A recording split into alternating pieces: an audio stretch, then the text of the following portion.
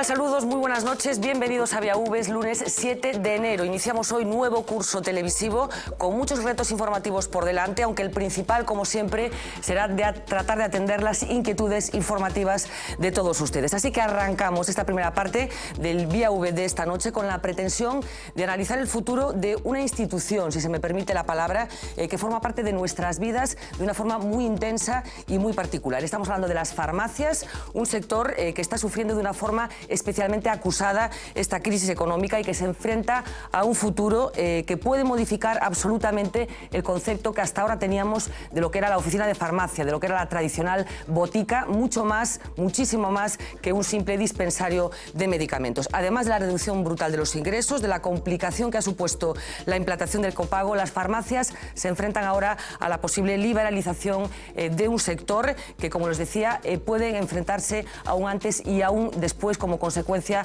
de las modificaciones legislativas que están en la mente de los actuales gobernantes de España. Un sector que en Galicia tiene un papel fundamental, teniendo en cuenta que estamos hablando de una población especialmente envejecida y de una población especialmente dispersa. Así que vamos a tratar de aclarar qué momentos están viviendo las farmacias, como decía, un sector con un papel muy fundamental en la sociedad. Nos acompañan esta noche Héctor Castro, secretario del Colegio de Farmacéuticos de A Coruña. Muy buenas noches. Buenas noches.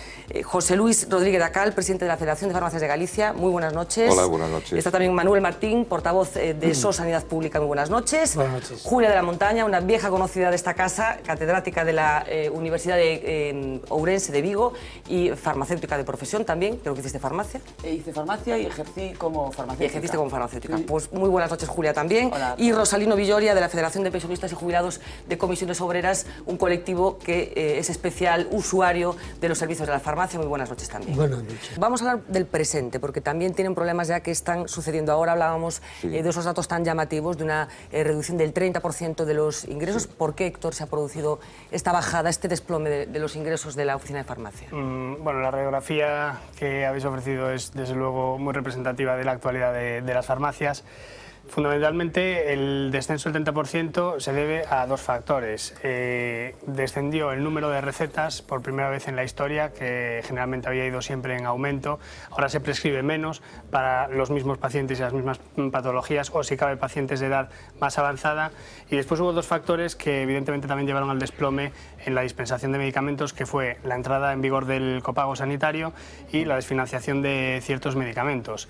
Estos dos aspectos son muy importantes tratarlos porque lo que se buscaba con el copago era de alguna manera una medida disuasoria, pero claro, una disuasión que según cómo se mire puede repercutir negativamente en el medio plazo. Que disuadir a alguien de que utilice los medicamentos que necesita pues puede tener unos resultados en salud que pueden ser más caro a preocupantes. largo plazo que el ahorro que supone. A corto plazo siempre es un ahorro, y el copago, por supuesto, era una medida en un momento de crisis económica, una medida a lo mejor necesaria por la sostenibilidad. Desde las farmacias siempre se intentó evitar que entrase el usuario a aportar más de lo que ya aportaba al sistema, a los pacientes activos. Incluso las farmacias, antes de entrada en vigor del copago, ya aportábamos más que la aportación del propio usuario.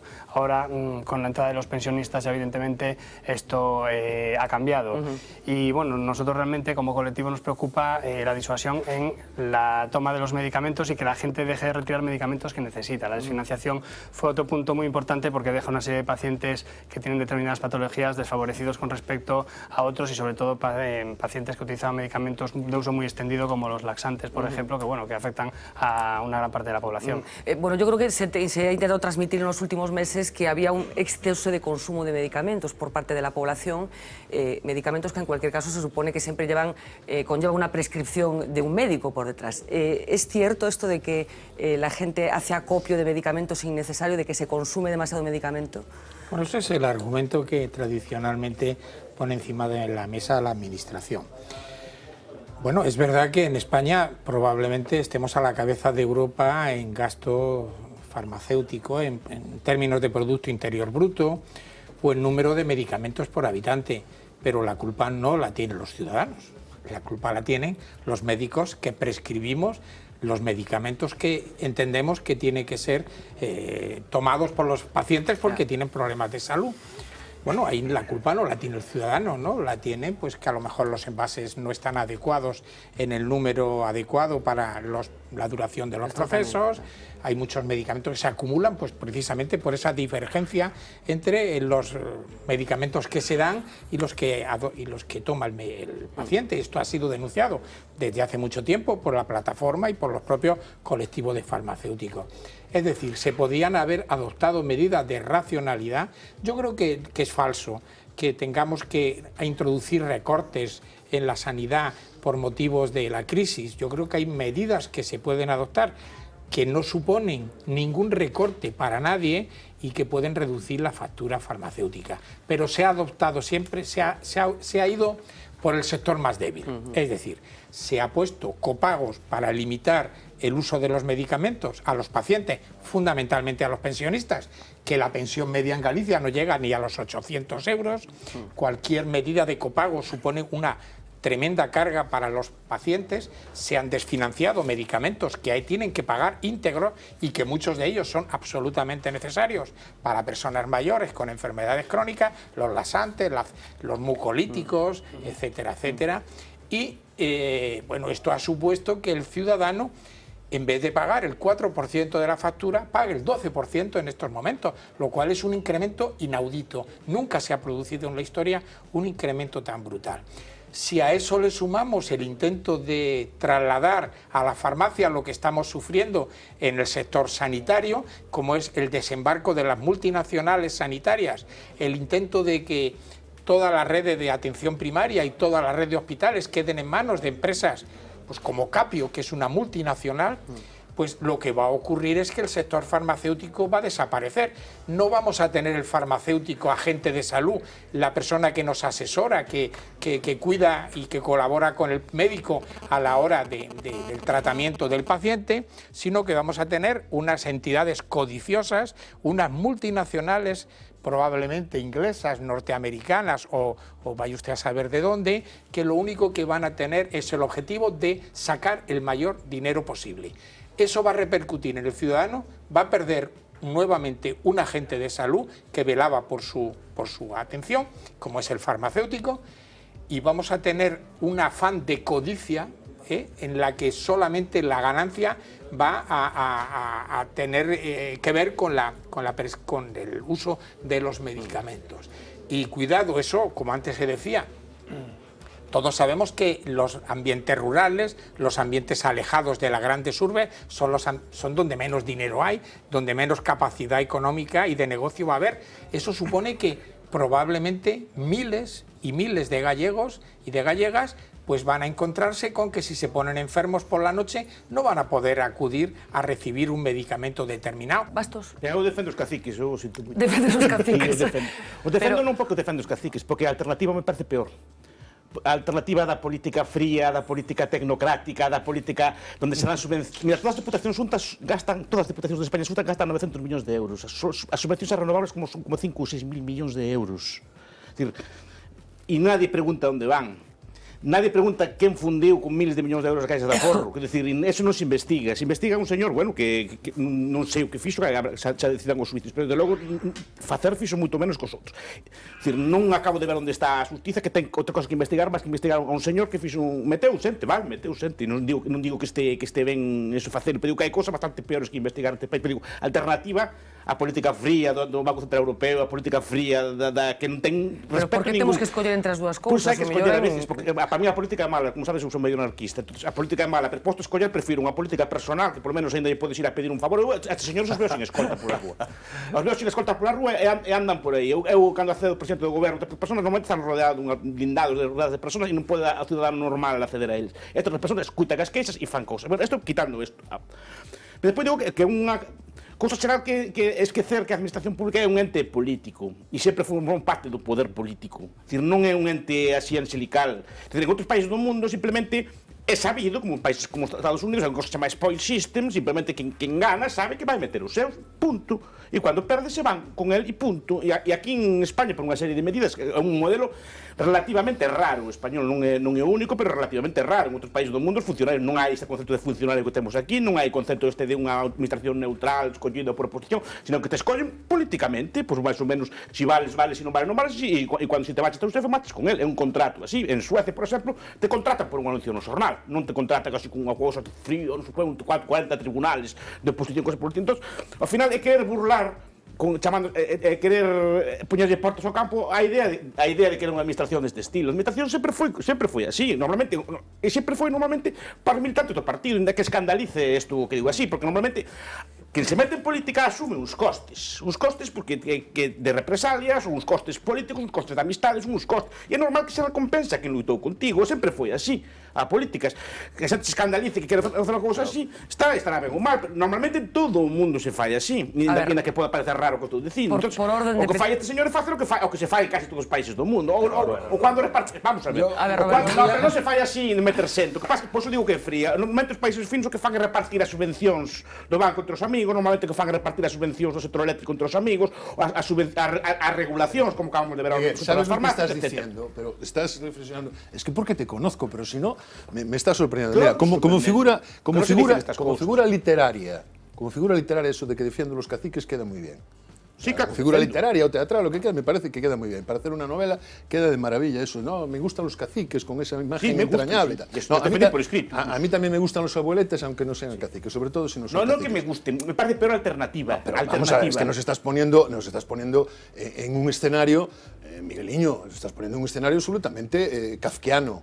O sea, es que es mejor que el señor que va por la calle y no sé qué, que hacen otro tipo. No, es que no queremos ningún tipo de esta política, Miguel. Bueno, pero es que uno non se lle ataca, uno se consideran estadistas. ¿Cómo que no se le ataca? Hay otros se consideran caciques. ¿Pero quién no le ataca? El fiscal de Ourense, por los demás le llevamos toda la vida atacando. É unha especie de autoodio. No autoodio porque, claro, porque falan galego, son do país, claro. Si fuera como Chirac, mira o presidente da República Francesa, todos eles, varios deles condenados, non hai ningún capaz de son moi finos, falan francés e falan inglés e van con roupa fina. Como este do país, pues, en o fondo como no galego, é autoodio. Puede ir con ropa fina y ser honrado. Yo también, me gusta llevar chaquetas bonitas y me tengo por persona honrada. Vamos a ver si nos entendemos. Yo había pedido la palabra antes de intervenir, Miguel. Ahora tienes que decir otra cosa. Y ahora ya quieres pedir un café. La quiero volver a pedir sin haberla utilizado, ¿no? Bastos por rematar, porque para ti, ¿qué es un cacique? Para mí un cacique es un intermediario. Un intermediario, o sea, os estudiosos do caciquismo, que acá sale un libro reciente, unha profesora italiana que se chama Simona Piatoni, unha profesora italiana moi moderna, moi tal, dice o que estou dicindo eu, sin que nadie escandalice, que pasa que dicen ámbitos académicos non o dice coas palabras que digo eu. O cacique é propio de povos desconfiados, o sea, o que din é, aqueles sitios onde non hai acción colectiva, polo que sexa, porque a xente non desconfía unha da outra, porque é dispersa, porque non confían uns nos outros, buscan un intermediario que lle faga as labores de intermediar coa administración. Que esas persoas despois sacan proveito, obviamente. Pero é unha figura que non só se dá aquí, se dá, por exemplo, en países desconfiados tipo Suiza, que é un país que ten unha estrutura política moi semellante, ou en Xapón, por exemplo. Xapón una pregunta, por exemplo, Miguel, que apoyando tu teoría de cacique, don Víctor Corleone era un cacique. Sí, señor, y cumplió unha función. Era un buen cacique. Es que hai estudios moi bons. Era buena. Hai estudios moi serios sobre a mafia italiana, explicando que cumplía esa función, unha función que o Estado non lle prestaba. É máis, Max Weber, por exemplo, Max Weber, que pasa por un par de ciencias sociales, na parte que non se ensina do libro de comercio social, con Bazacote, con tantas follas, defende a mafia mellor que o Estado, é dicir, que funciona mellor que o Estado e que a xente prefire o Estado. É dicir, non se estamos falando deso. E o cacique é algo semellante. Antes falaba Roberto, e ten razón, as oposicións españolas son moi limpias. Ese é o problema. Porque pasa que burlalas. E se burlan con administracións paralelas, precisamente porque os políticos sempre necesitan a deles xente da súa confianza que lle executa as políticas. E como non se fía a administración normal, porque é escollida efectivamente de forma limpia e exemplar, na maior parte dos casos, busca bordear eso facendo empresas públicas, incrementando enormemente os gabinetes e dándolle a volta a todo eso. Esa duplicación non se daría de outra forma. Bueno, no hablamos de Rato, pero como no hablamos de Rato, os lo voy a poner yo en el off the record de hoy, porque sabemos también que Rodrigo Rato, conocido por su gran gestión al frente de Bankia y del Fondo Monetario Internacional, acaba de ser rescatado por Telefónica, entidad que él privatizó como asesor para América Latina. Ahí va.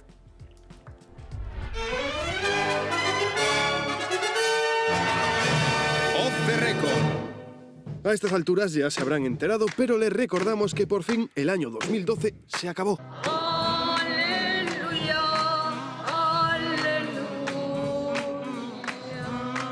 Un año menos al que echarle las culpas de todo lo que está pasando. 2012 nos ha dejado, pero la actualidad ha continuado en Navidad. Desde el mensaje de Rajoy a los militares... Venga, vámonos, vámonos. ¡Hasta luego! Hasta la clásica resaca de fin de año. Estuve poniéndome de acuerdo con todos los porteros en que para el año, si vuelven a hacer otra fiesta como esta, que pongan en la entrada: prohibido entrar sin botar desodorante. Pero sin duda una de las novedades más llamativas es la que atañe a un hombre. Yo creo que un ministro de Economía y de Hacienda, el mejor de la historia de la democracia en España. Por si no les llegan las pistas, ese no es otro que Rodrigo Rato. Tras su último gran éxito al frente de Bankia, se ve que el exministro se ha cansado de dar prestigiosas charlas por el mundo adelante. Y llevamos todo el fin de semana entrenando en la formación Tortuga. ¿Preparados?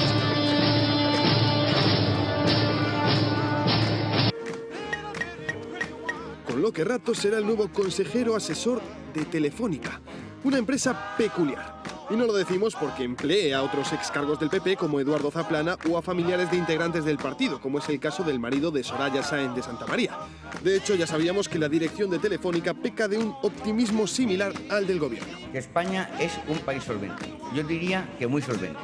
Que las reformas que se han efectuado han sentado las bases claras para una recuperación de la economía española. Decimos que es una empresa peculiar porque no es muy común que mientras se aprueban 400 millones de euros en bonos para ti y tus compañeros, la misma semana que se aprueba el despido de 8.500 empleados, en una junta de accionistas estés jugando a los marcianitos. De hecho, es tan peculiar que mientras todos miramos con espanto a los famosos mercados, ellos ni se inmutan. ¿Qué es lo que piensan los mercados? Que de eso no vamos a ver el mundo. ¿Qué es lo que pienso yo? Que está totalmente equivocado. Pero sea como sea, Rato ya puede presumir de tener en su currículum un puesto de ministro con Aznar, ser dirigente del FMI, presidente de Bankia y ahora consejero de Telefónica. Un currículum que no sabemos si abre más puertas de las que cierra o viceversa.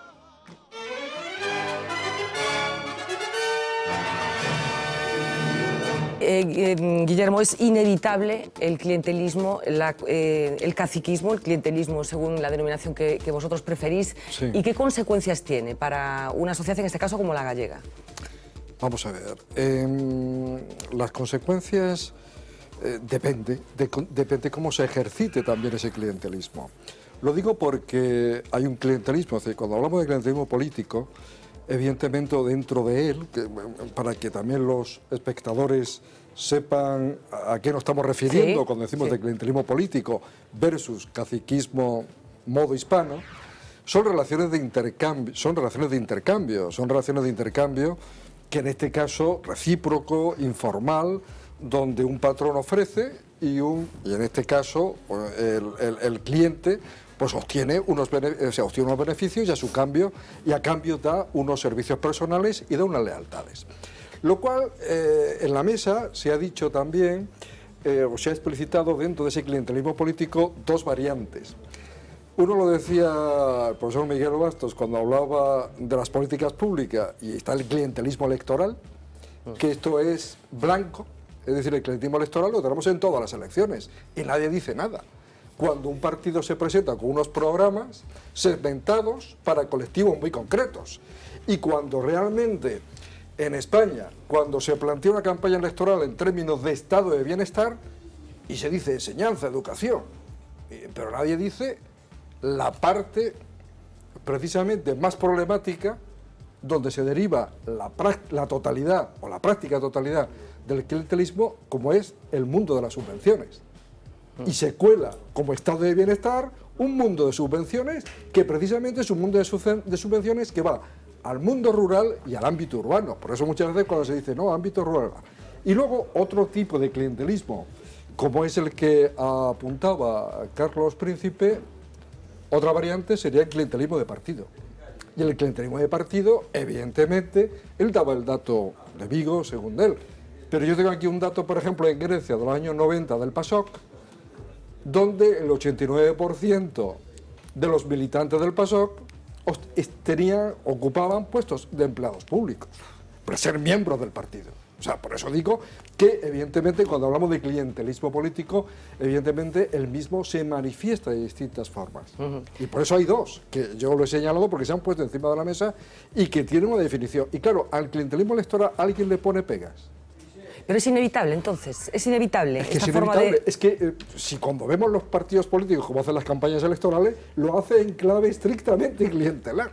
Lo que pasa es que no se dice, por decirlo de una manera, no se explicita, sino que se cuela por políticas segmentadas. Cuando se dice políticas de juventud, políticas activas, la palabra o políticas es activas, sí. o políticas de juventud, o políticas de mujer, no, o políticas de tercera edad.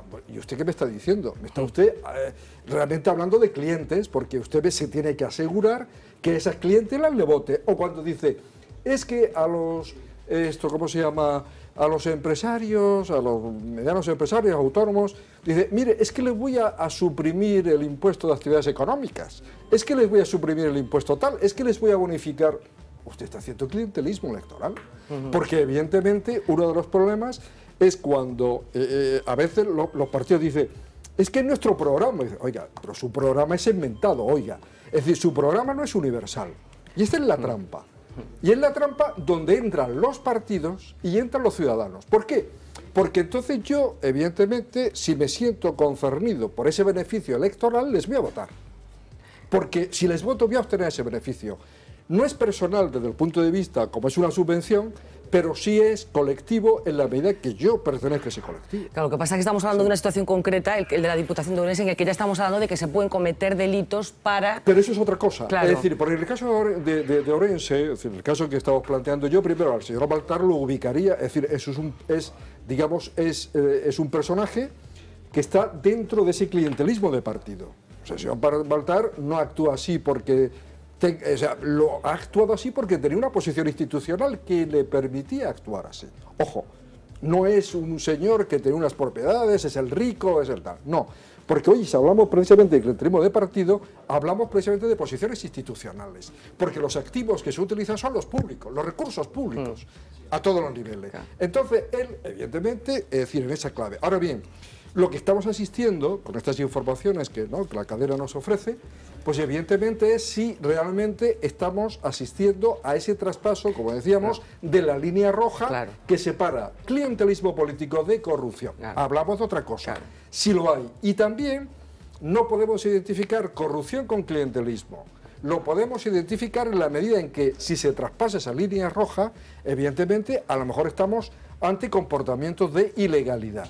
Lo cual una ilegalidad no necesariamente es una corrupción. Daniel, lo digo para aclarar conceptualmente para la audiencia, para que no tenga, digamos, ese conjunto, digamos, de conceptos que no sepan distinguirlo. Sí, os secretarios fueron un corpo que puso Calvo Sotelo teóricamente para impedir este tipo de cosas, un corpo nacional supuestamente para controlar, interventores para controlar este tipo de cosas, como se ve, porque o que decían eles, o clientelismo é inevitable. Inevitable, primeiro porque temos unha idea abstracta, eu creo que ven da Revolución Francesa, dunha democracia pura, así de ciudadanos puros, entregados, tipo Saint-Just, tipo Robespierre, que daban a vida por a democracia, Danton, xente incorruptible, entregada ao bien público, eso non é real. A política real, eso é un ideal, é como un espello, como as estatuas de migrantes, son unhas estatuas así preciosas, con canon, pero eso non existe na realidad.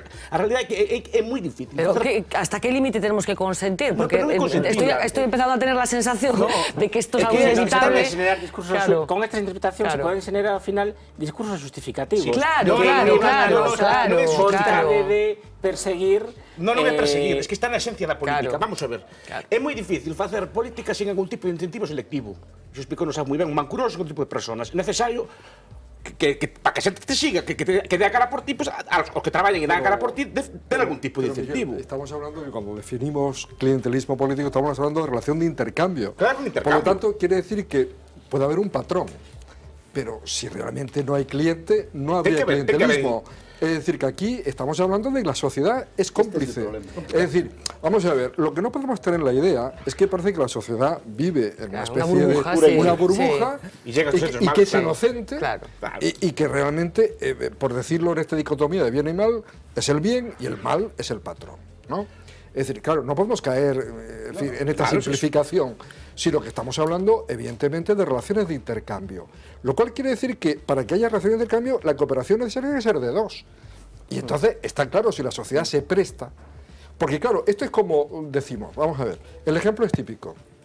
Uno va a una oficina pública y dice, bueno, tengo dos opciones, ver si conozco a alguien para que me resuelva el problema, lo cual estoy haciendo una labor clientelar, o me pongo en la ventanilla, que es donde me corresponde. Es decir, digamos, lo legal, es lo igualitario, no tengo que pedir el favor.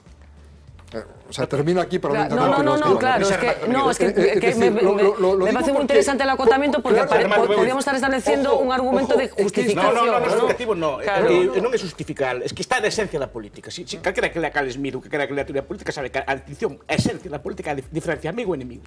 Pero hai que aceptarlo así, non hai que... É política así, es que non sei, claro, o mellor que estamos máis acostumbrados. No se trata de resignación. No se trata de resignación, es que é así. Yo no me resigno. No se trata, no vayamos a confundir que parece que nos estamos resignando. No, estamos diciendo de que efectivamente existen esas prácticas y que son consentidas por la sociedad. Ojo. 3 minutos para las 11 de la noche, se incorporan en estos momentos a la tertulia don Julio Sequeiros. Muy buenas noches. Hola, Fernanda, que me estabas buenas ilustrando noches. hace un minuto con el origen de O Carallo 29. Sí, es una historia muy bonita. Es una cosa muy sencilla en la ley y que tiene que ver con el origen, incluso violento, de lo que fue aquí en este país el caciquismo. El caciquismo. Y tiene que ver con el artículo 29 de la ley electoral de 1912. El artículo 29 más o menos rezaba que cuando en una circunscripción electoral, que en aquel momento eran los partidos judiciales, no las provincias como son hoy, es decir, había del orden de 20 y tantos partidos judiciales o incluso 30, se presentaba un único candidato, ese candidato quedaba proclamado de forma automática. Por aclamación, o sea, sin necesidad de someterse a las urnas. Entonces, el juego electoral muchas veces consistía en evitar que otro candidato se presentara y que este fuera único. Si había un tal, en la zona de Salvatierra, un tal Bugayal, que fue ministro varias veces. Y que tiene un famoso pazo. Y que tiene un famoso pazo, donde hoy se hace un famoso vino, por cierto, exquisito. Y este tal Bugayal, que fue ministro varias veces, era un especialista en coger a la Guardia Civil y todos aquellos candidatos que él pensaba que podían llegar a presentarse y le obligarían a hacer la campaña electoral, los sacaba de circulación, los metía en el cuartelillo o los mandaba. Hoy no vale, hay que presentarse igual. Hoy no vale. Hoy no vale, hay que presentarse igual. Después... Empiezan a aparecer iniciativas pequeñas de momento para tratar de sortear la sangría crediticia que, como saben, está acompañando también a esta crisis económica. Una de las más singulares, la leíamos estos días en La Voz de Galicia, es el del Concello de a Illa de Arousa, un ayuntamiento que ha decidido reservar una partida no muy cuantiosa, es cierto, para funcionar como una especie de banco, digamos, o de caja con capacidad para financiar iniciativas de los vecinos de este municipio de la provincia de Pontevedra. En Ailla los créditos ya no se pedirán aquí, sino aquí, en la sede del ayuntamiento. El alcalde ha decidido apartar 125.000 euros del presupuesto local para préstamos a bajo interés para empresas que lo necesiten. La partida se aprobará esta semana. Esa situación se ha dado Concello que revirta nos veciños e nas veciñas da Illa de Arousa e en xerar liquidez para as entidades máis importantes. Sobre todo al sector del mar, que da de comer al 90% de los vecinos y que está pasando serios apuros económicos. Os precios están tirados porque non hai quen queira nada. E ahora enero e febrero vamos a pasar malísimamente. Pinta malo. Temos un medo como o lume. Pinta moi mal, moi mal. Los gastos de mantenimiento de barcos como este, el coste del combustible para moverlos o las cuotas de los trabajadores, los marineros ahora mismo no ganan ni para cubrir estos gastos. Non se gana nada, casi todo é para gasolina, seguro e nada máis. Si el mar lo pasa mal, los negocios locales lo pasan peor. A xente non gana o mismo e non pode salir. Menos clientela en todos los lados. Con esta iniciativa, Ailla se inspira en el modelo de préstamos del que nacieron las primeras cajas de ahorros vinculadas a ayuntamientos y montes de piedad. Siguiendo este ejemplo, el alcalde pide la implicación de las diputaciones provinciales. Una iniciativa singular, la de Illa de Arousa, y yo no sé si, creéis que puedan emerger otras formas alternativas de acceder al dinero como consecuencia de lo que está pasando con los bancos. ¿Es posible? Hombre, a mí esta iniciativa que tuvo el alcalde de Illa, hay que aplaudirla, por supuesto. Lo que pasa es que a mí me recuerda mucho lo que fue el nacimiento de las cajas de ahorro en su momento, ¿no? Es decir, que eran normalmente, digamos, lo que son hoy, digamos, lo que queda de las cajas de ahorro. Los Montes de Piedad. Eran los antiguos Montes de Piedad. Lo que sigue siendo la caja rural, ¿no? No, eso ya era otro modelo. O sea, las cajas eran como una alternativa que se dio, y hay que decirlo claramente, desde la Iglesia Católica a las cajas de resistencia que estaba montando el Partido Socialista a través de UGT. Y, o sea, que tiene que ver con el sindicalismo católico vinculado a los ayuntamientos muchas veces o a instituciones benéficas, y que dieron nombres, por ejemplo, como la Caja de Ahorros de la Inmaculada. O el Círculo Católico o de el Burgos. Circo Católico de Burgos. Es decir, o sea, todo este tipo de cosas que eran escapar por una parte de lo que eran los usureros por un lado, y tratar de palanquear, digamos, lo que era el sindicalismo fundamentalmente socialista con las cajas de resistencia y este tipo de cosas, ¿no?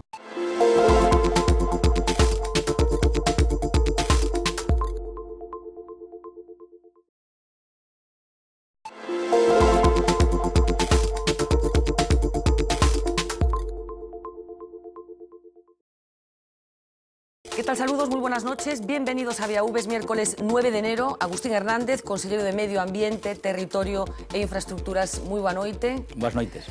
Bueno, nova legislatura e menos dinero que nunca. Ser consellero de Infraestructuras, antigua COTOP, xa non é o chollo que era? Bueno, agora é cando se demostra a capacidade de xestión. Temos claro os recursos que están a nosa disposición e con elos o que faremos será optimizalos e utilizalos eficientemente. Cando chegou a consellería hai 5 anos aproximadamente, se lle dicen o que iba a acontecer neste tempo, o mellor tería dito que non a chamada de Alberto Núñez Feijóo? Non, probablemente iso non. O que está claro é que non tiven na miña cabeza que tiveramos que administrar un recorte na senda dos orzamentos da magnitude que temos feito, pero tamén é certo que se me dixeran daquela que sería capaz de manter o investimento, manter o plan de infraestructuras, inaugurar actuacións, cumprir razonablemente os nosos compromisos cunha disminución deses investimentos da magnitude que temos, pois pensaría que non seríamos capaces, e a verdade é que creo que fixemos un bo traballo e, polo tanto, pois o que temos diante de nós é un reto máis que estou seguro que saberemos administrar de xeito razoable. Hablamos desa reducción presupuestaria que ha tenido que sacrificar, conselleiro. Bueno, o que temos que facer é optimizar, asumir retrasos, priorizar, centrar os investimentos naqueles eixos de comunicación que teñan máis tráfico, naqueles que permitan a eliminación de máis treitos de concentración de accidentes, por exemplo, ou que resolvan problemas máis perentorios. Bueno, ese é o que temos que facer na Xunta de Galicia, como pois están a facer as empresas e as propias familias. Pero que obra non se vai poder facer que si tería feito se as cousas foran de outro xeito? Bueno, creo que o importante é que non temos que renunciar a ninguna actuación. O que sí que é evidente que temos que asumir son demoras na posta en servizo. Non vai ser unha compensación como a que se está a producir na peaxe de Rande da Barcala, que foi asumido o 50% pola Xunta de Galicia e polo Ministerio de Fomento. Nós sí que pensamos que eso non debería prolongarse no tempo. Non é razoable que a comunidade autónoma teña que dedicar dos seus orzamentos máis de 6 millóns de euros este ano 2013 ao pago polo paso gratuito da Ponte de Rande e da Ponte da Barcala, e é un tema no que esperamos poder avanzar na súa resolución ao longo dos vindeiros meses. Bueno, gustaríame compartir co conselleiro, aproveitando a súa presenza aquí no plato de Vía V, un vídeo que ten xa 130.000 visitas nas redes sociais, en YouTube, máis concretamente, un vídeo feito por esta casa, por V Televisión, no que acompañábamos a unha persoa que seguro que ten oído falar o conselleiro del, que é un vigués que leva adiante unha campaña dende hai tempo de non pagar as peaxes. Imos ver o vídeo. Dos hombres llevan 16 años sin pagar el peaje de Pontevedra a Vigo por una cuestión de insumisión. Hoy hacemos el trayecto con ellos para comprobar su rutina. ¿Cómo empezó todo? Trabajando en Vigo y viendo que un 10% del salario se me iba en el peaje. La primera concesión me parece que fueron 25 años. De repente, no se sabe muy bien por qué, cuando ya estaba a punto de amortizarse, ya estaba amortizado, no hubo otro puente, no hubo otro túnel. No entendemos qué obra faraónica se hizo para que el plazo de concesión se tuviese que ampliar hasta el 2047. Liberan un peaje en Rande que nosotros no somos perceptores de esa gratuidad. Es más, no es gratis, lo pagan todos los gallegos porque lo paga la Xunta con un conteo especial. Una obra que ya está amortizada y que considero que es una cafrada el prorrogar la concesión. no la voy a pagar, salvo que lo diga el juez, pero no porque lo diga Eudasa y utilice todos sus mecanismos para utilizar el poder a su servicio, cosa que me parece fatal. No soy un defraudador, pago mis impuestos, gustosamente. ¿Qué sueles hacer cuando llegas aquí? Una de dos, o saltas la barrera... Digo que no tengo dinero, procedemos a solicitar derecho de paso. Hola, buenos días. No tengo dinero, otra vez. Yo intento identificarme... ¿Vas a dirigir el domicilio? No, mi domicilio no te estoy obligado a dar. Te voy a cambiar de vía, que mira lo que hay. Y llamamos a la Guardia Civil otra vez. No tenemos carta. Nunca me reclamaron, nunca hicieron nada. Esto no lo quiero, toma, fírmalo tú si quieres. No.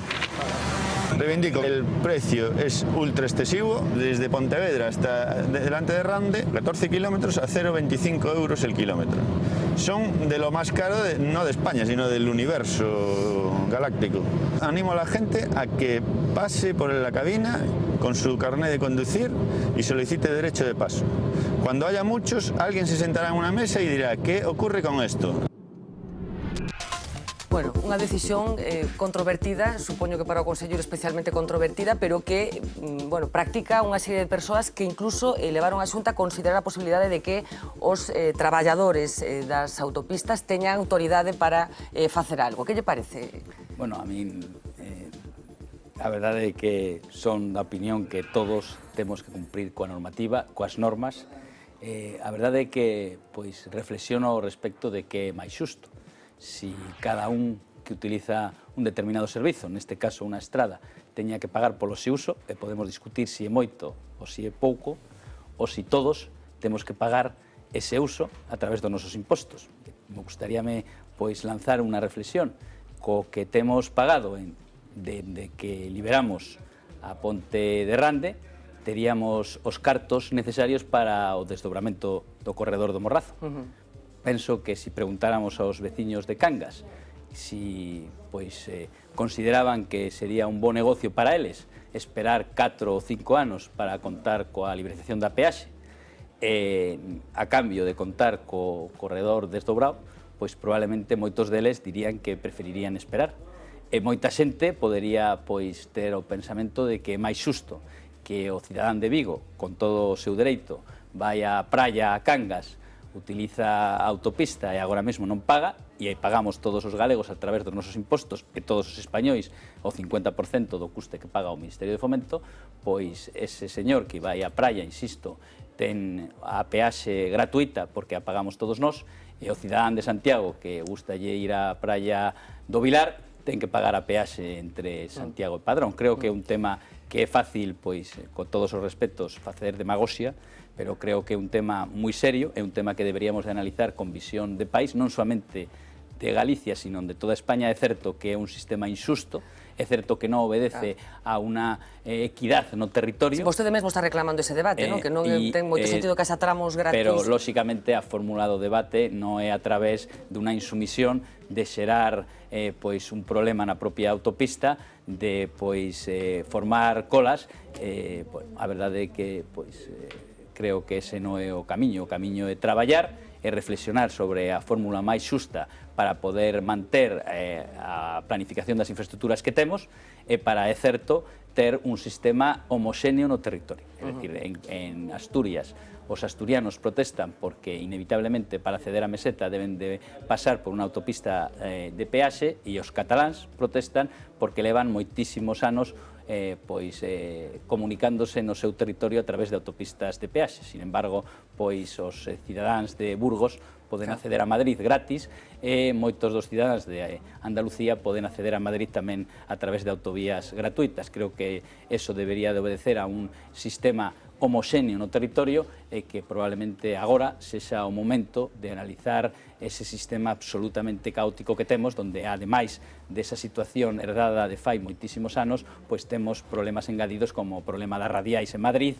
e problema de autopistas e de concesións feitas por comunidades autónomas que están a xerar un problema moi serio de desequilibrios territoriais graves. Pero en esa unificación que vostede propugna, que está a favor de que paguen todos ou de que non paguen ningún? Quero dicir, de introducir peaxes nas autovías Nós non temos en riba da mesa ninguna alternativa para introducir peaxes nas nosas autovías que eu saiba tampouco ten o Ministerio de Fomento, pero creo que sí que sería imprescindible buscar unha equidade no territorio que agora non temos. Pero como se busca esa equidade? Quero dicir, se hai unhas autoestradas polas que se paga e outras polas que non, como se busca a equidade? Ou pagan todos ou non pagan ningún? Habería que analizar a rede como é, as alternativas que existen, donde existen, os tráficos que temos, é un tema que non é sinxelo, pero que habería que analizar na globalidade do territorio, non de xeito pormenorizado ou de xeito sectorial no eixo atlántico ou nas conexións de Asturias coa meseta. Más de un centenar de contratos que fueron avalados, explicados, justificados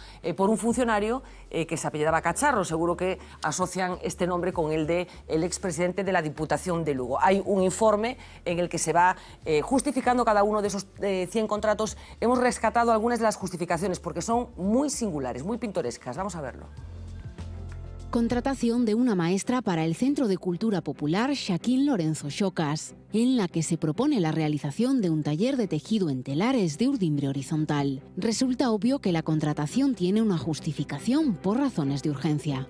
Con respecto al operario de mantenimiento, en el mismo informe se justifica la urgencia de la contratación por las dificultades de la calefacción en el periodo invernal, que con frecuencia exigen la realización de las labores de mantenimiento con 2 personas, una purgando la calefacción y otra vigilando la presión en la caldera al mismo tiempo.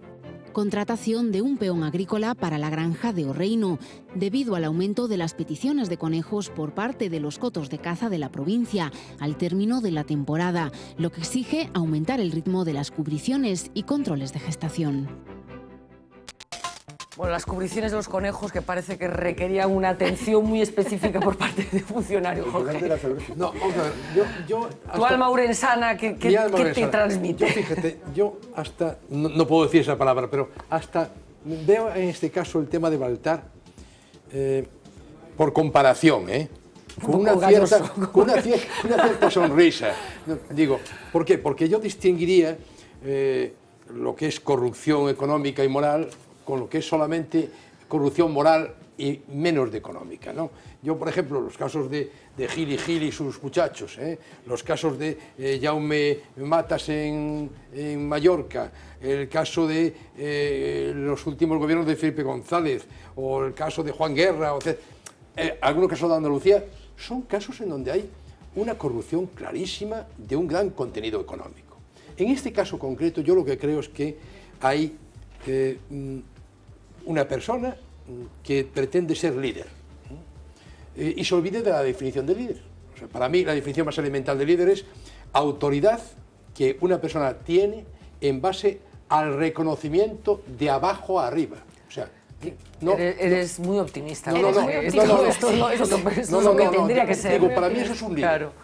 ¿Qué ocurre? Que hay personas que quieren fabricar ese liderazgo en base a ese reconocimiento comprado. Y entonces, ¿qué pasa? Aspiran a conseguir lealtades, fidelidades, vasallaje, utilizando su posición pública y no respetando las normas. Y manejando recursos públicos posiblemente no para su enriquecimiento, sino para conseguir esos favores, esas fidelidades, ¿no? Y en su caso incluso ese liderazgo, entre comillas, de poder dirigir un partido. Bueno, una estructura que se alimentó incluso desde la propia Xunta de Galicia, porque el sistema este de baronías famoso, fue promocionado, una clave de poder por parte de Manuel Fraga, es decir que... Es una de las cuestiones que estos días se están poniendo encima de la mesa. ¿Por qué salta esto ahora, ¿no? Cuando era algo conocido, público? Bueno, salta a partir de una denuncia concreta del Partido Socialista respecto a este proceso. Hace 2 años. Hace 2 años determinado. Pero esto viene ocurriendo desde hace muchos más años. ¿Por qué la Fiscalía no actúa de oficio cuando hay informaciones de todo tipo, ¿no? Entonces, yo creo que esto lo que refleja es que los mecanismos democráticos de control funcionan de un modo muy deficiente. Pero para mí la auténtica pregunta, aparte del perfil del personaje, ¿no? Del paternalismo autoritario, ¿no? Porque evidentemente es el cacique aparentemente benevolente. Eu creo que, seguindo co argumento de antes, eu creo que a Baltar o inventa Ourense, me explico. Sí. Ourense é a provincia española que ten máis porcentaxe, e isto é moi importante para contrarrestar isto tamén, máis porcentaxe de opositores, es decir, de funcionarios por oposición de todas as provincias españolas. Es decir, que máis xente prepara oposicións e se aproba en todas partes, están por todo o Estado. Quen queda en Ourense? Os que non aprobaron as oposicións, por un lado. E a eses é os que Baltar lles vai buscar emprego. Por lo tanto, é a provincia, ademais, que ten máis poboación de todas as españolas e logo de todas as galegas, máis poboación na cidade que no conxunto da provincia, o cal é moi significativo. Forma parte dun interior deprimido que, ademais, está en proceso continuado de depresión. Un agro abandonado brutalmente dos anos 50 por encoros, por agresións, por etcétera, etcétera. Chea de xubilados. E os que quedan, xustamente, son os que non conseguiron marchar, por decirlo de alguna forma. Unha provincia emigrante desde sempre. Desde aí saliron afiadores, comerciantes, emigrantes, xente maravillosa. Para falar ben de Ourense, porque non vai a parecer o contrario, ainda que eu non son tarí, admiro moito esa provincia. E hai un núcleo empresarial. E un núcleo empresarial potentísimo. Corrupción, efectivamente, é o de Rodrigo Rato, tamén, non digo que iso non seña, o das caixas, tamén. E isto, por certo, neste momento parece que tapa un pouco todo eso, non? E logo, a xustificación dos contratos temporais, indo ao caso, é algo que se fai, é dicir, se alguén é capaz de escribir eso, xa está xustificado. Un contrato temporal se xustifica desa forma. Que ocorre? Que non só faltan os controles democráticos, fallan os controles administrativos, os funcionariais. E iso é moito máis grave, porque atinxe o conxunto do dereito. Ha sido una semana cargadita de premios. Primero fue el Premio Nadal de Literatura, que este año se ha caracterizado por una metedura de pata épica por parte de la televisión pública. Y a esta hora se celebra en Barcelona el acto de entrega del Premio Nadal, el galardón literario comercial más antiguo de España. Ya casi nos imaginamos la escena. Porque yo he venido aquí a hablar de mi libro. Además, ayer conocimos a los nominados para los Goya de 2013, aunque a nuestro juicio la Academia se ha olvidado del remake que este año se ha hecho en Galicia de aquella laureada cinta que fue Los lunes al sol. Vostedes sigue empeñado en escapar hacia adiante, pero si vostedes saben perfectamente que non hai contrato con Pemex. Non sei que ocurriría si todos estos que dicen que Pemex minte tuvieran que acudir en novembro, si tuvieran alguna oportunidade de ser presidentes da Xunta, a falar con Pemex e a pedir disculpas por chamar mentireiro os de Pemex. Parece que a solución dos tremendos problemas que ten o noso país vai a ser a construción de novos barcos. Xa alcanza tal dimensión esta cuestión que é inenarrable, ¿no? Y como colofón, esta semana hemos tenido también la entrega del Balón de Oro, que una vez más se ha llevado Messi.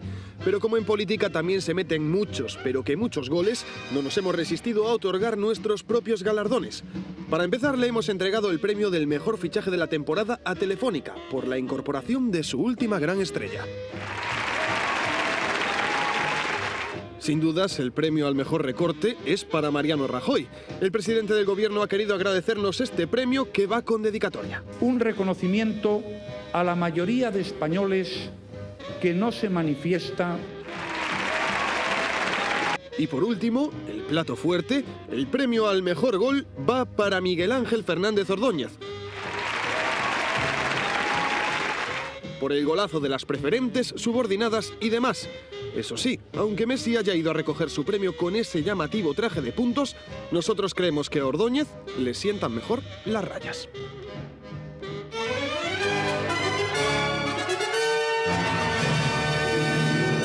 Serán exactamente las 2:20 de esta tarde cuando los abogados del club presentaron la solicitud para acogerse al concurso de acreedores. Llegaban cargados con torres de documentos al decanato de los juzgados de A Coruña. El asunto pasará ahora a manos de la titular del juzgado mercantil número 2. Las cosas se precipitaron, recordemos, después de que Hacienda decretase el embargo de todos los ingresos del club. Lo siguiente fue solicitar el preconcurso. Dos meses después, hoy 10 de enero, el Deportivo ha dado el paso definitivo. Lendoiro acaba de comparecer ante la prensa para justificar esa petición. Ante la pregunta de qué nota le pondría la gestión de sus consejeros, contestó que un 10. En primer lugar, de los consejeros que he estado en el Deportivo, porque ahí sí que ya puedo poner yo la mano en el fuego, porque no soy yo, de 10. De 10. A nadie le extraña que no podamos decirle de verdad qué es lo que le debemos a Hacienda. No lo sabemos. ¿Tú qué crees? ¿Cómo me ves? Como una pelota. Estoy mejor que nunca, rebotando sobre las bandas.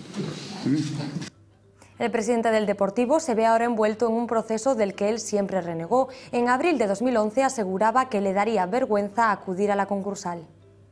el gran chollo, la gran jugada, lo más fácil en el mundo del fútbol es recurrir a eso, porque efectivamente de esa manera, de un plumazo, eliminas más del 50% de tu deuda. Pero eso es justo, eso es digno de alguien que de alguna manera, eso es como, a mí me parecería como una enorme derrota, es decir, no ha sabido buscar las maneras de salvar la situación y entonces incurre en esa responsabilidad. Eso para el club es una situación desde el punto de vista económico muy buena, desde el punto de vista, yo diría, ético, humano, moral, deja mucho que desear. Ahora, con la solicitud ya en marcha, hay muchas preguntas en el aire. ¿Por qué lo solicita? Acude a un juez de lo mercantil y manifiesta la imposibilidad de hacer frente a las deudas contraídas, es decir, está en quiebra técnica. ¿Cuál es el objetivo del concurso? Que exista un plan de viabilidad que permita atender las obligaciones con los acreedores y continuar con la actividad. En caso de que el proceso naufrague, la entidad puede ser disuelta. ¿Cómo afecta a los acreedores? Tienen que someterse a un proceso de negociación con los administradores concursales que culmina en una junta de acreedores. En la misma se vota el porcentaje de deuda que perdonan a la entidad y se fija el calendario de pagos. ¿Cuánto tiempo puede estar intervenida una sociedad? En el fútbol español, los concursos están durando entre 3 y 4 años y posteriormente el equipo sigue bajo tutela judicial hasta que se devuelve la deuda. La amenaza del concurso de acreedores lleva ya años rondando al Deportivo de La Coruña, una situación límite a la que se ha llegado tras una gestión que deja al club con una deuda reconocida que ronda los 100 millones de euros. La eterna pregunta sigue siendo ¿cuánto debe el Deportivo a Hacienda? El último balance del club recogía un débito de 37 millones de euros, muy lejos de los 70 millones que se estima le reclama el erario público. A pesar de estas cifras, las cuentas del club llevan años mostrando beneficios. Lo que les quiero decir es que el Deportivo tiene una viabilidad total. Cada temporada, y de forma especial se verá ahora, los ingresos son muy superiores a los gastos. Desde el año 1999, cuando el Endoiro se convirtió en profesional, cobra el 1% del presupuesto anual de la entidad. Es lo que fijan los estatutos aprobados bajo la dirección del propio Endoiro. Según esto, el máximo responsable del club ha percibido desde entonces hasta hoy alrededor de 8 millones de euros. Y ahora que el Deportivo ya ha solicitado el concurso, todavía quedan muchos pasos por dar. Una vez aceptada la petición, la jueza tendrá que decidir también qué pasa con los embargos que pesan sobre el club y nombrar al administrador que se hará con las riendas de la entidad. Será el encargado de tomar todas las decisiones y de realizar una propuesta de concurso fortuito o culpable. La reforma de la ley que se reformó el pasado mes de octubre retira a ese club el blindaje deportivo durante el proceso. Una de las formas que tenían los clubs de escaparse de las garras de los acreedores era mediante el concurso de acreedores, porque si se acogían al concurso de acreedores no los descendían de categoría, pero eso ha cambiado desde julio del 2012. Entonces ahora, aunque un club se acoja al concurso de acreedores, puede descender de categoría. Y ese descenso de categoría en el corto o medio plazo sí que podría suponer la desaparición de facto de un club. En varias ocasiones el presidente del Deportivo se ha referido a las condiciones que Hacienda ofreció a otro equipo gallego, el Celta, que entró en concurso en 2008, antes de la modificación de esa lei. Lendoiro aludió a una quita del 85%, dejando entrever que esa era la cantidad que le había perdonado el fisco. La realidad es que esa fue la quita que se estableció sobre los intereses y con los pequeños acreedores. Los 20 millones de euros de deuda privilegiada que el club vigués mantenía con Hacienda ha tenido que pagarlos de forma íntegra. Dejamos Vigo y volvemos a Coruña, porque hoy en las calles de la ciudad herculina no se hablaba de otra cosa. Tú no pagas, enseguida te embarga. Pues a los clubes les tenía que pasar lo mismo. Endoiro creo que colocousele aos fillos e todos eses perfectamente, pero o Deportivo por baixo, por baixo. Una mala gestión total. En la directiva pues no hay claridad, no hay transparencia y eso se nota. Y yo esto ya se veía venir estas cosas hace mucho tiempo. Yo creo que el Endoiro debía dejar un poco el sitio a otra persona. Yo considero que la manera de tratarse Chávez en Cuba es para tener este hermetismo que ahora mismo tenemos todos los venezolanos, porque hoy podemos decir que 25 millones de venezolanos, o todos los que somos allí, o 28 millones, nos preguntamos, ¿Chávez está vivo? ¿Qué le está pasando a Chávez? O sea, porque según el cuadro de Chávez, pues tendríamos que aplicar la Constitución. Entonces, como yo creo que no hay ningún venezolano ahora, sino las altas esferas políticas del partido político, pueden definir cuál es la situación en este momento de Chávez. No lo conocemos. Entonces yo creo que la manera de irse a tratar allí es por tener esta seguridad o este hermetismo de cuál es la verdadera salud del comandante Chávez. Pues yo creo que todos los venezolanos pues tendremos derecho a saber qué ha pasado con Chávez, cuál es el estado de salud de Chávez, y por qué Chávez no viene hoy a tomar posesión de su cargo. Vamos a recuperar unas declaraciones de Chávez de hace años, muy llamativas, teniendo en cuenta lo que está pasando en estos momentos. Suena casi como una premonición que tenía el presidente. Vamos a recordarlas porque las hemos comentado ya en alguna ocasión. En su momento no tenían mayor trascendencia, pero vistas con los ojos del tiempo y teniendo en cuenta la situación en la que estos momentos se encuentra, el presidente de Venezuela tiene una relevancia particular. Hablamos del 10 de enero, la fecha de hoy, y él se refiere en este vídeo a ese 10 de enero y de lo que va a pasar el 10 de enero. Vamos a verlo. Circunstancias lo permiten. Yo seré candidato a la presidencia de la República para el nuevo periodo de 6 años más, hasta el 10 de enero del 2013. Ya. Más allá, no. Más allá no. Claro, se refería lógicamente a que no se presentaría de nuevo a la reelección, pero teniendo en cuenta dónde está Hugo Chávez en estos momentos, es particular esta declaración.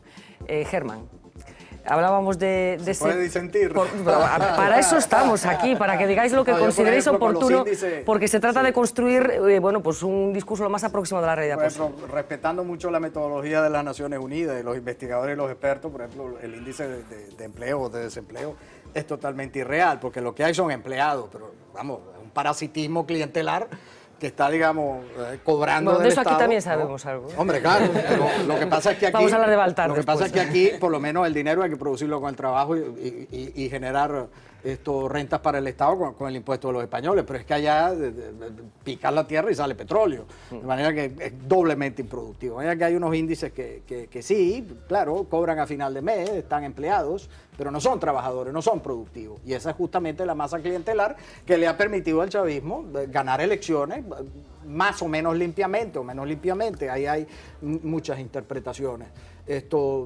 Yo soy muy duro con el legado del chavismo, porque ya van 14 años, digamos, en 14 años un régimen puede, digamos, establecer escuela y consolidar un cambio en mejora de la calidad de vida. Y nosotros no podemos hablar de calidad de vida en un país donde hay 2 asesinatos al día, donde este año se han muerto, en 2012, ha habido 21.700 asesinatos, incluyendo 106 policías.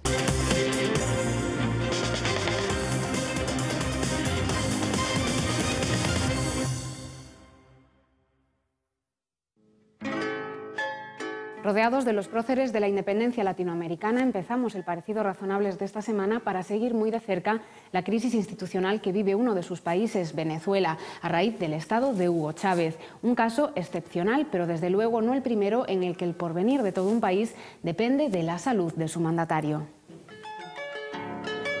Hay líderes que trascienden la esfera de la política y se convierten en mitos de un país que queda condenado a la parálisis cuando su salud se encuentra contra las cuerdas. Son procesos que construyen esas mismas personas, liderazgos muy fuertes que imponen una visión, una organización, un desenvolvimiento político que pasa sobre todo por ellos. El desconcierto y el hermetismo sobre el estado de Hugo Chávez han llevado a Venezuela a una crisis institucional en la que sus partidarios y detractores se pelean en torno a las interpretaciones de la Constitución de un país sin presidente. Non foi o seu partido, foi electo Chávez. Ao non estar él, ninguén pode presentarse no seu posto. Decía Bolívar, unámonos o la anarquía nos devorará. Con la Carta Magna siempre en la mano, los colores de la bandera como uniforme y el busto omnipresente de Bolívar, el propio Chávez se ha encargado de labrar el culto a su persona, que con el enfermo repiten un día tras otro sus fieles en ruedas de prensa, telediarios y comunicados. Ya no soy yo. Chávez es un pueblo.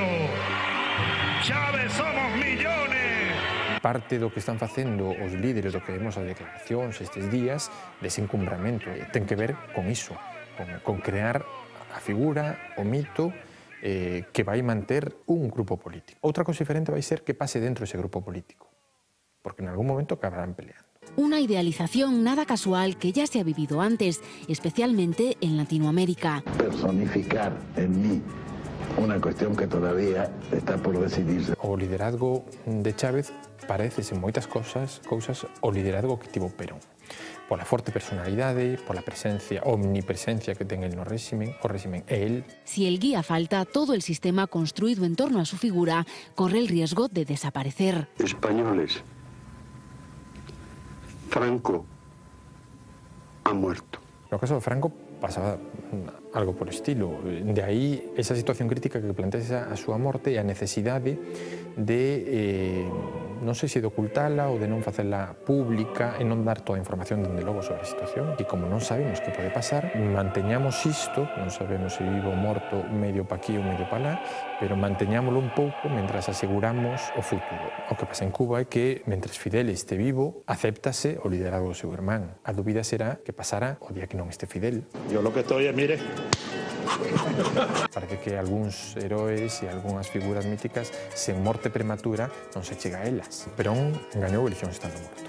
E hasta el punto forte o que deixa Perón que hoxe en día están gobernando peronistas. Pero también crecen los problemas y las riñas de poder. O Venezuela depende, en certo modo, do que pase con esa persoa, pero a decisión se vai estar en manos de outras persoas, e de como de civilizado e de institucionalizado queran levar o proceso. La leyenda cuenta que el Cid logró ganar su última batalla después de muerto. Por ahora no sabemos cuántas le quedarán a Chávez ni cómo las librará.